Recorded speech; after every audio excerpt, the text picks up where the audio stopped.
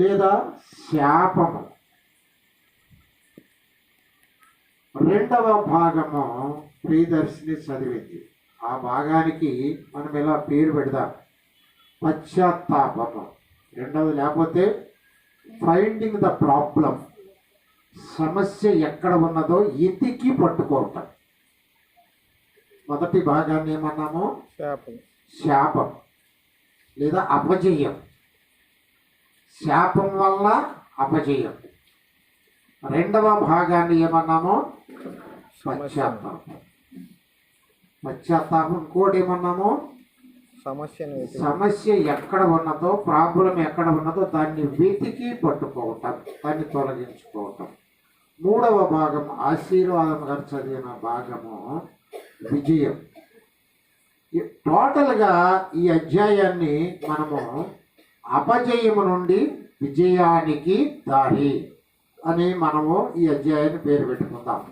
అపజయము నుండి విజయానికి దారి లేదా మార్గం. అవును, ఎలాగో. ఇక్కడ నేను మీతో చెప్పాల్సింది శాపం. మీతో ఏం చెప్పాలనుకున్నానంటే దాన్ని ఇంగ్లీష్, ప్రతి వ్యక్తిని ఏలుబడి చేస్తుంది శాపం. ఎన్నో కుటుంబాల్లో దుఃఖం, ఎన్నో కుటుంబాల్లో మనస్సు నెమ్మది లేక ఆవేదనలతో వ్యాధిగ్రస్తులైపోవటం, ఎన్నో కుటుంబాల్లో బిడ్డల భవిష్యత్తు పాడు చేసుకోవటానికి అన్నింటికి కారణము శాపం. కర్స్ అంటారు దాన్ని ఇంగ్లీష్లో. శాపము 3 భాగాలుగా ఉంటుంది. ఒకటి నేషనల్ కర్స్, 2 ఫ్యామిలీ కర్స్, 3 ఇండివిజువల్గా పర్సనల్ కర్స్. తెలుగులో చెప్తాను. నేషనల్ కర్స్ అంటే శాపము అది ఒకరి ద్వారా వ్యాపించి ఆ జాతి మొత్తానికి వ్యాపించటము, వారందరి అపజయాలకి, వారందరి నాశనానికి, ఎందరో మరణానికి కారణమవుతాం. నేషనల్ కర్స్ అంటారు. రెండవది ఫ్యామిలీ కర్స్. ఒక కుటుంబంలో ఒక వ్యక్తి ద్వారా కుటుంబం అంతా ఎక్కి రాకుండా విలపించటం శాపము క్రింద. దీన్ని ఫ్యామిలీ కర్స్ అంటారు. మూడవది పర్సనల్ కర్స్. వ్యక్తిగతంగా ఒక వ్యక్తి మీద ఏలుబడి చేయటటువంటి శాపం. ఇవి 3 భాగాలుగా మనం చెప్పుకోవచ్చు. ఇక్కడ ఎగ్జాంపుల్ మనం చెప్పుకుంటే, మనము బండి వేసుకొని వెళ్తూ ఉంటామండి. బండి వేసుకొని వెళ్తూ ఉంటాము, బండి ఆగిపోయింది. అర్జెంటుగా వెళ్ళాలి, ట్రైన్కి వెళ్ళాలి, లేకపోతే ఇంటర్వ్యూకి వెళ్ళాలి, లేదా ఎగ్జామ్కి వెళ్ళాలి. బండి మధ్యలో ఆగిపోయింది. చాలా కలవర పడతా ఉంటాడు. అది గెలుగుతున్నాడు, ఇది గెలుగుతున్నాడు. ఏ ఊరు లేరు అక్కడ మెకానిక్. ఎంత నష్టపోతాడు? వెతుకుతున్నాడు, అంతా కూడా దొరకలేదు. తదుపరి ఎవరో పాపం దారిని పోయే ఒక ఆయన, దేవుడి దేవల్ల ఆయనకి ఎదురయ్యాడు. ఆయన వచ్చి చూసి, అయ్యో ఈ వైర్ కట్ అయిందని చెప్పి దాన్ని కనెక్ట్ చేశాడు, సాగిపోయాడు. మనము శాపం ఎక్కడుంది అనేది మనం కనుక్కోలేకపోతే మన జీవితాల్లో చాలా నష్టపోతాం. మనమే కాదండి, మన కుటుంబం నష్టపోతుంది. కుటుంబంలో బిడ్డల భవిష్యత్తులు కోల్పోతారు. నువ్వు ఎంత ప్రయత్నించినా నీ వల్ల కాదు. శాపం ఒక కుటుంబాన్ని ఏరితే, శాపం ఒక వ్యక్తిని ఏరితే, శాపము అదే ఒక వ్యక్తిని వాడుకుంటే నేషనల్గా జాతంతా కూడా వ్యక్తిని బట్టి ఆడవలసి వస్తుంది. ఇక్కడ ఆకాను అనేటువంటి వ్యక్తి దేవుడికి విరోధముగా శాపాన్ని ఇజ్రాయిల్లోనికి ప్రవేశపెట్టాడు. అంతకుముందు శాపము ఎరుకోలో ఉంది. అంటే ఊరు బయట ఉంది శాపం. ఈ ఒక్క ఆకాను చేసిన తప్పుడు పనికి బయట ఉన్నటువంటి ఆ శాపము ఆ ఇజ్రాయేలీల మధ్యలోనికి వచ్చి అనేక మంది చచ్చిపోవటానికి, అనేక మంది కేకలు వేసుకుంటూ అపజయంతో పారిపోవటానికి కారణమైపోయింది. కానీ అక్కడ ఒక దైవజనుడు ఉన్నాడు, యెహోషువ అని. 2వ భాగంలో మనం చూస్తే ఆయన ఏడుస్తూ ఉన్నాడు. ఏంటి ప్రభువా, అపజయమెరుగన మేము, యుద్ధ వీరుడు ఆ సైన్యాధిపతి అయిన నీవు మా ముందు నడుస్తూ ఉంటే మేము ఓడిపోవటం ఏంటి?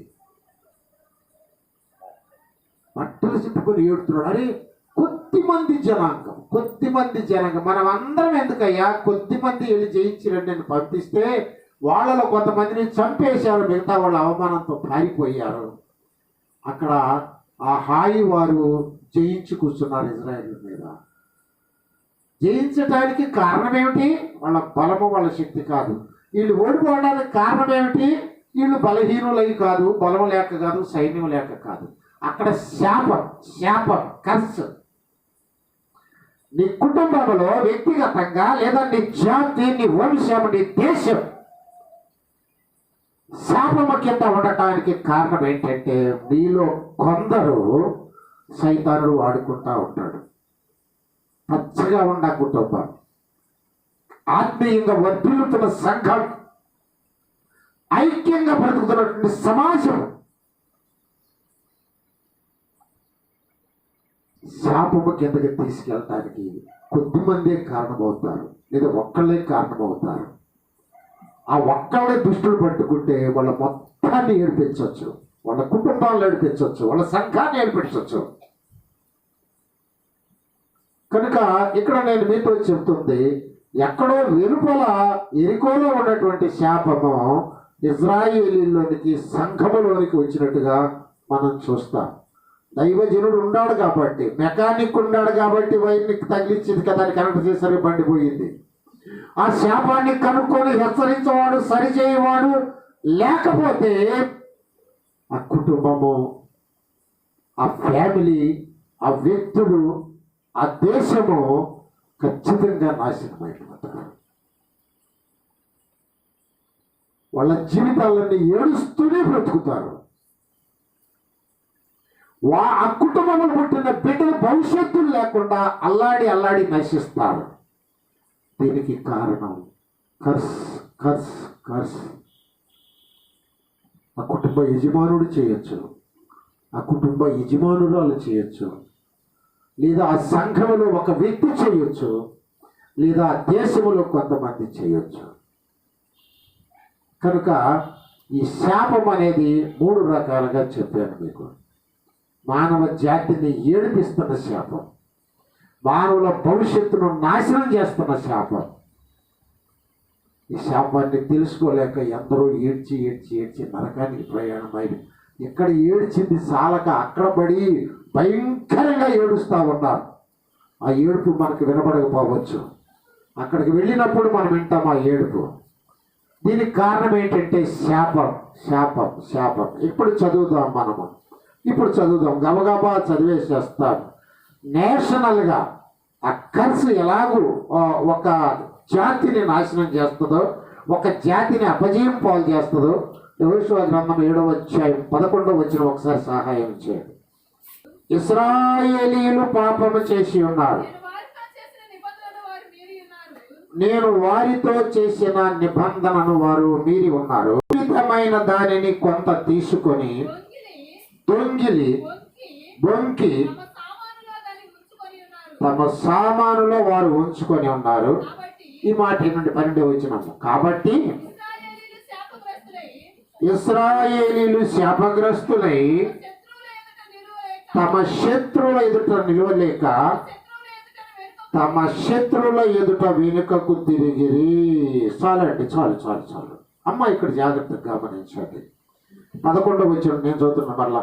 ఇశ్రాయేలీయులు పాపము చేసి ఉన్నారు. ఎవరు చేశారండి పాపము? చేశారా నిజంగా? ఎవరు చేశారు పాపము? ఇవ్వగలవా కాసేపు? నీ జీవితాన్ని బట్టి, నీ ప్రవర్తన బట్టి, నీ మాటలను బట్టి, నీ విధానాన్ని బట్టి నువ్వు ఏడవలేకపోతే ఆ శాపము తరతరాలు కొనసాగుతూనే ఉండదని మనం చేసుకుంటూ ఉన్నాను. నీ తప్పేంటో, ఎక్కడ ఈ శాపము నీ కుటుంబంలోనికి, నీ సమాజంలోనికి, నీ సంఘంలోనికి ప్రవేశించిందో నీవు దాన్ని ఫైట్ చేయలేకపోతే, నువ్వు దాన్ని పట్టుకోలేకపోతే ఆ శాపము కొనసాగుతాను ఉన్నది. ఆ సంఘము చిన్నాభిన్నం అవుద్ది, ఆ కుటుంబము దిక్కులేంది అవుద్ది, ఆ బిడ్డలు అనాథలవుతారు. అనాథలు అవుతారు. దేవుడు చెప్తున్నాడు యెహోషువతో చెప్తున్నాడు 4వ వచనం ఒకసారి సహాయం చేయమా. కాబట్టి జనులలో ఇంచుమించు 3000 మంది అక్కడికి వెళ్ళిరు గాని వారు హాయి వారి ఎదుట నిలువలేక పారిపోయిరి. ఏమండి ఎందుకని? శాపము. నీ జీవితంలో ఎందుకు జీవలేదు? ఎందుకు అప్పులు నీ బ్రతుకును ఏలుబడి చేయాలి? ఎందుకు వడ్డీలతో నీ బ్రతుకు గడపాలి? ఎందుకు అనారోగ్యంతో రోజు నిద్రలేని బ్రతుకును బ్రతకాలి? నీకు తెలుసా సోదరుడా? శాపము నిన్ను, ఆ కర్సు నిన్ను ఏడిపిస్తుంది, నిన్ను బాధిస్తుంది, నిన్ను బంధిస్తుంది. నీతో పాటు నీ ఫ్యామిలీని ఏడిపిస్తా ఉంటాయి. తెలుసా? ఈ రాత్రి పరిశుద్ధాత్మ దేవుడు నీతో మాట్లాడుతా ఉన్నాడు. శాపగ్రస్తులైన వారు నీ కుటుంబంలో ఉన్నారు. శాపగ్రస్తులైన వారు నీ సమాజంలో ఉన్నారు కనుక సమాజం శాపగ్రస్తం అయిపోయింది. శాపగ్రస్తులైన వారు వ్యక్తిగతంగా నీతో ఉన్నారు కనుక మీ సంఘము శాపగ్రస్తం అయిపోయింది. ఎక్కి రాదు. నువ్వు ఎంతమయ్యాడు, నువ్వు ఎంత ప్రార్థన చేయి, ఎక్కి రాదు. ఇప్పుడు చదువమ్మా 12వ వచనం 13వ వచనం ఒకసారి చదువు. కాబట్టి ఇశ్రాయేలీయులు శాపగ్రస్తులై తమ శత్రువుల ఎదుట నిలువలేక తమ శత్రువుల ఎదుట వెనుకకు తిరిగిరి.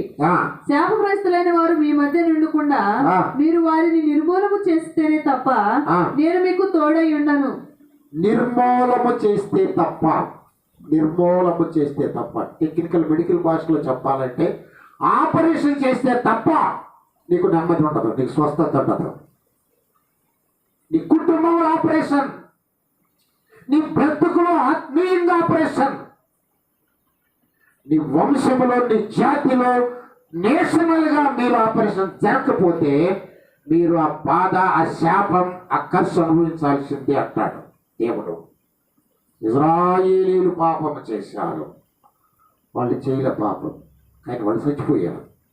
ఎంతమంది చచ్చిపోయారండి? ఎంతమంది చచ్చిపోయారు? 3000 మంది. సహాయం చేయమా. 3000 మంది. ఎంతమంది? 3000 మంది. చదువు, వాక్యం చదువు.